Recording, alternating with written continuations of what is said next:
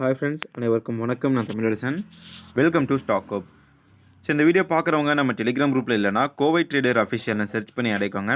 ஏன்னா அதில் வர டிப்ஸ் நியூஸஸ் எல்லாமே ரொம்ப யூஸ்ஃபுல்லாக இருக்கும். ஸோ நேற்று பங்குச்சந்தை 1.5% வந்து கீழே விழுந்ததுங்க. பட் ஆர்கே ஃபோர்ஜ் 3.5% உயர்ந்தது. ஸோ ஆர்கே ஃபோர்ஜ் என்ன மாதிரியான பேட்டர்னில் இருக்குது, பிரேக் அவுட் தர வாய்ப்பு இருக்கான்னு பார்க்கலாம். ஃப்ரெண்ட்ஸ், இது எக்ஸ்போனன்சியல் சிமெண்ட்ரிக்கல் ட்ரையாங்கிள் பேட்டர்னில் இருக்குது. இந்த பேட்டர்னில் வந்த பங்குகள் ஹெவி கன்சல்டேஷனுக்குள்ளே போகும்.